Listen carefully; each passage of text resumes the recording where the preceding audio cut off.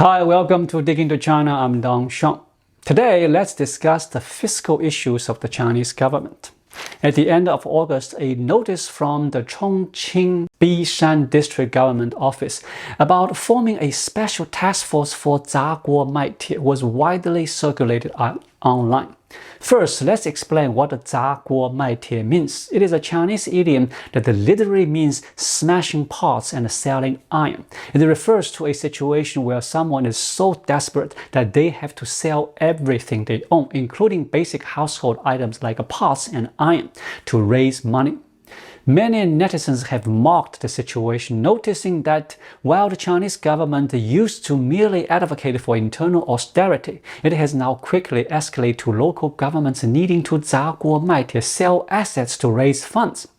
Despite the jokes, the image is genuine and not fabricated. The official government document explicitly used the term 砸锅卖铁, selling assets to raise funds. The Chongqing Bishan District Government, overwhelmed by debt and financial pressure, has set up a special task force to sell assets to raise funds. They are actively seeking any remaining assets to liquidate quickly for cash.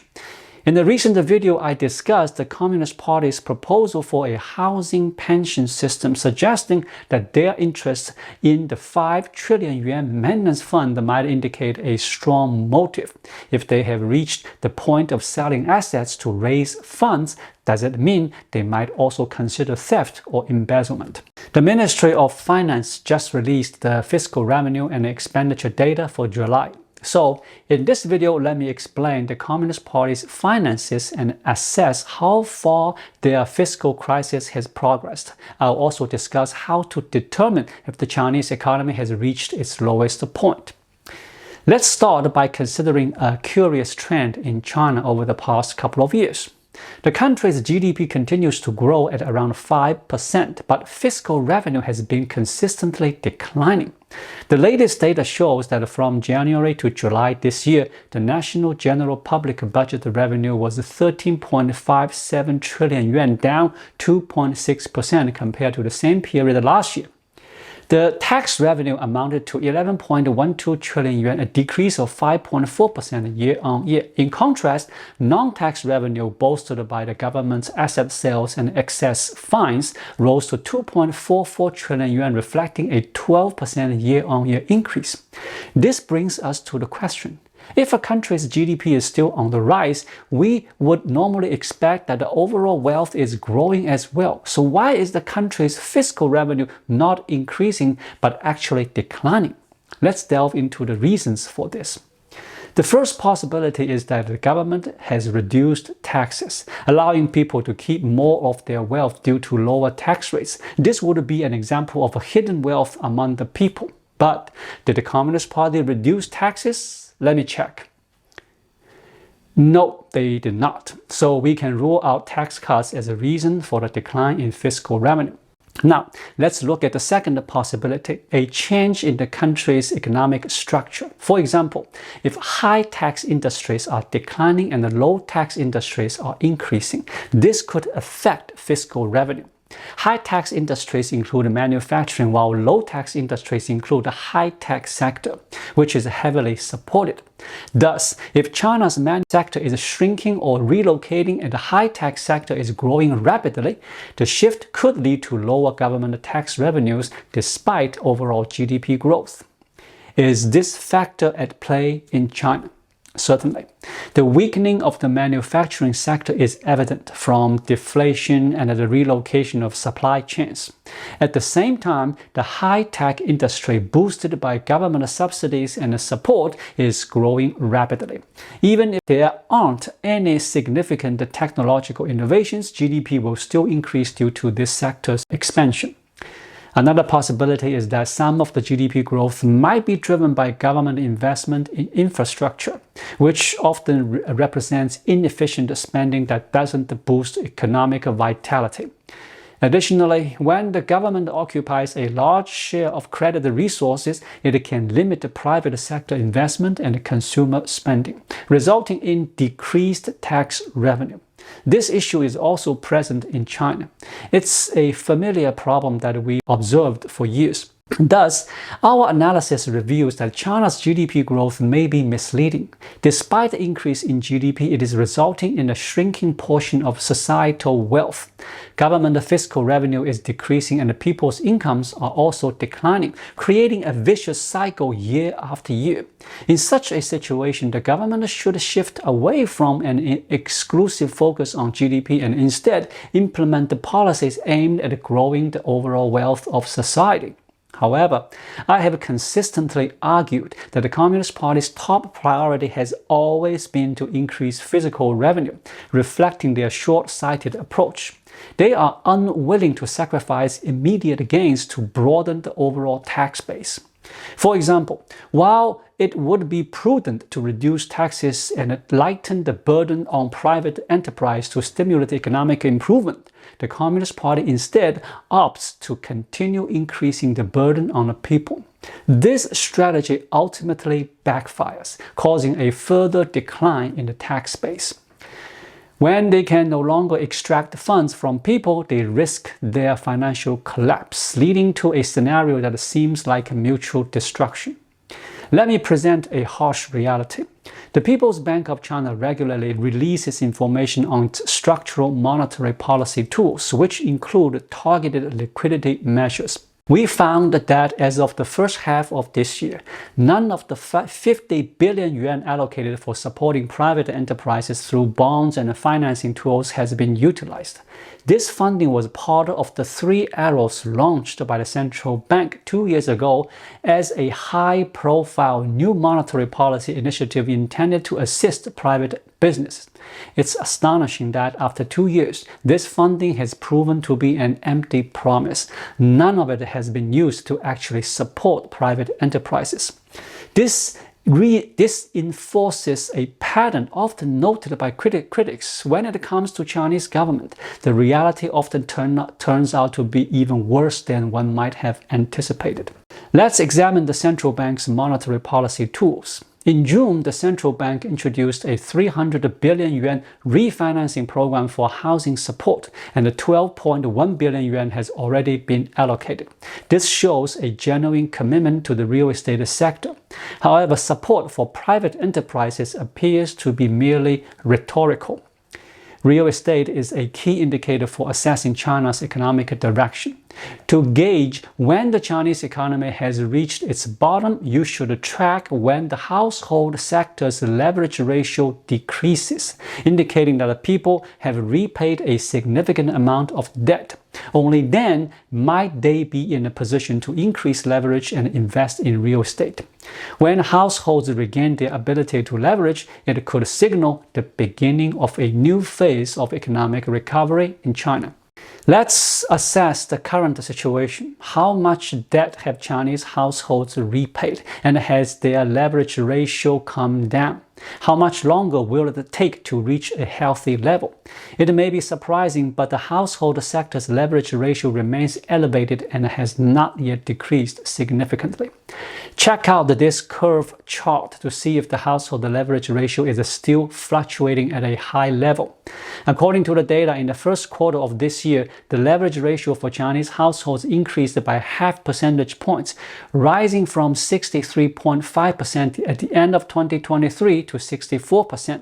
However, in the second quarter, it decreased by 0.5 percentage point, reverting to the end of 2023 level, indicating continued volatility.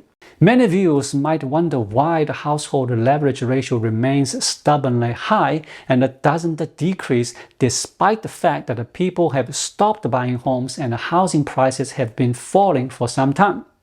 The answer lies in the calculation formula. The household leverage ratio is determined by dividing household debt by GDP, reviewing social financing data from the past 2 years. Although the growth rate of household credit has slowed, it is still rising. In 2023, total household loans increased by 3.8%, meaning the total amount is still growing. At the same time, GDP is growing at around 5%. With both the numerator and the denominator increasing, the leverage ratio has not yet started to decrease. To be candid, The Chinese economy is still in the early stage of a downturn, so a swift recovery should not be expected. Next, we need to assess when the household leverage ratio will decrease and to what level it must fall for China to experience an economic recovery.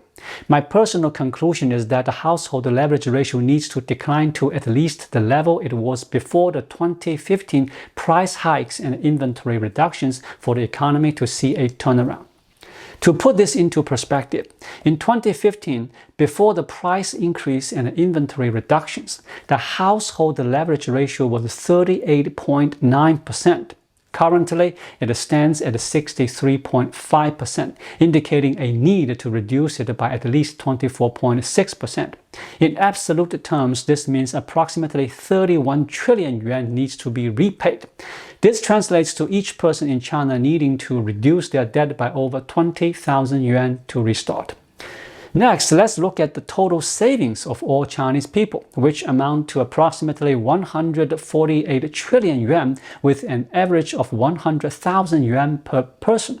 Although this figure might seem substantial, many ordinary Chinese people might not see it that way in their own bank accounts. Wealth distribution in China is quite extreme. Debt is largely carried by the middle class and the lower income individuals, while savings are concentrated among the wealthy and influential. Therefore, the pace at which debt can be repaid will largely depend on the financial conditions of the middle class. Let's recap the events of the past 2 years. At the end of 2021, the Evergrande crisis triggered a downturn in China's real estate sector. Subsequently, the government's harsh measures affected numerous industries, leading to salary cuts, layoffs, reduced consumption, and tighter budgets for many people. Despite these challenges, from 2022 to 2024, the middle class situation has worsened. Yet the leverage ratio remains stubbornly high. The reason? There simply isn't enough money to repay the debt. Imagine this. If you have a mortgage and your income remains constant while property prices do not rise, when would you be able to invest again? Likely, it would only be after your mortgage is fully repaid. In China, the average mortgage term is between 20 and 30 years, and most current mortgages were taken out after the 2015 price hikes and inventory reductions. Therefore, if income levels stay the same, it may take another 10 to 20 years to pay off these mortgages before the economic situation starts to improve. But this is an optimistic scenario.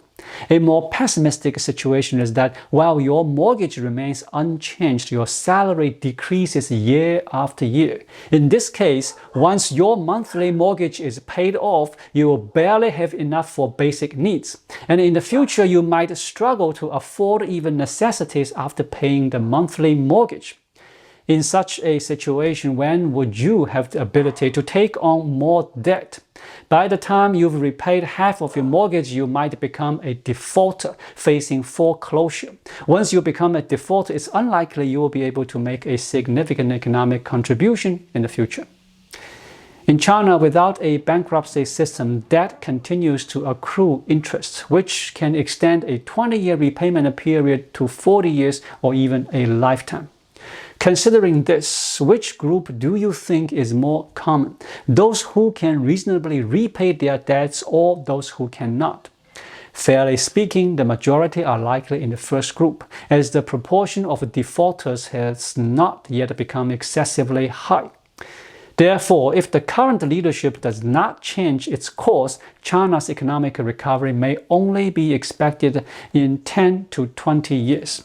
We can also consider Japan's historical experience. In Japan, the household leverage ratio remained high and fluctuated from 1989 to 1998. After 1998, it began to decline until it started rising again after 2012. Marking what is known as the lost 2 decades. If China can manage a similar trajectory where it takes just 20 years for the economy to recover from its current downturn, it would be quite fortunate. However, considering the differences in institutions and the quality of the population between China and Japan, coupled with the uncertainty of finding a suitable successor for the current leadership, it's possible that debt repayment could extend to 40 years. Therefore, if someone asks when China's housing prices will bottom out, you can use the household leverage ratio as a reference. As long as this ratio hasn't dropped significantly, housing prices haven't reached their lowest point.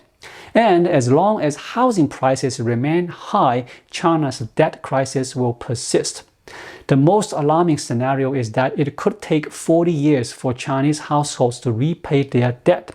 This could happen if the Chinese government continuously transfers its fiscal burdens to residents to avoid its own financial collapse.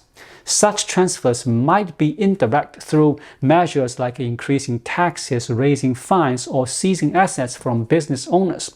If the Communist Party continues with these strategies, household debt ratio may never decrease, leading to a prolonged economic downturn. Thus, tracking changes in household leverage ratios will provide a clear indicator of the future economic situation. Thank you so much for watching. If you found this video helpful, please like it, drop a comment below, and hit the subscribe button right here. It really helps YouTube suggest my video to others. I'll be back with more content soon. Until then, stay well.